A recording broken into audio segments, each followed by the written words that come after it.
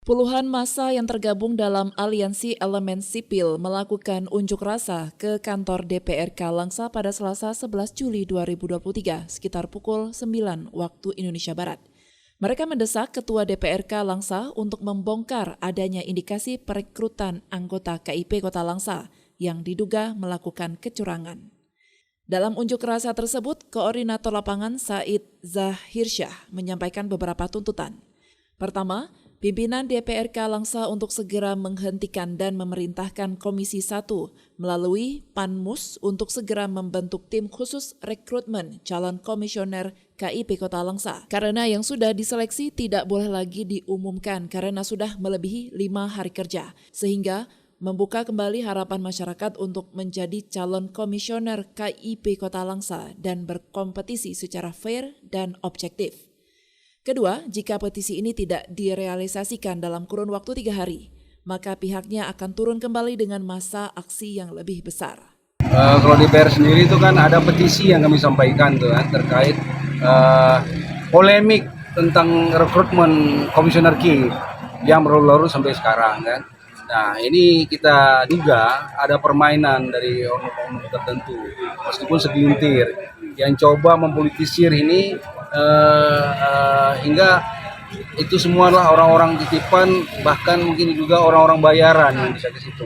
Nah, ini telah mencederai sebenarnya demokrasi dan menutup peluang masyarakat untuk juga bisa berkompetisi di sana secara sehat. Jadi kita menuntut bahwa itu dihentikan dan nama yang dihasilkan itu gugur dia demi hukum. Jadi ada aturan-aturan secara tata tertib DPR itu sendiri bahwa Panmus boleh membentuk tim khusus terkait dengan rekrutmen, artinya kocok ulang, pilih baru, buka kembali, dan itu diatur dengan tata tertib undang-undang. Seleksi ulang ya? Ya, seleksi ulang. Jadi asa masyarakat yang ingin menjadi komisioner itu sama juga di mata hukum, begitu. Jadi upaya-upaya permainan kotor dan main uang itu kita curigai sangat kental aromanya dalam rekrutmen KIP kali ini.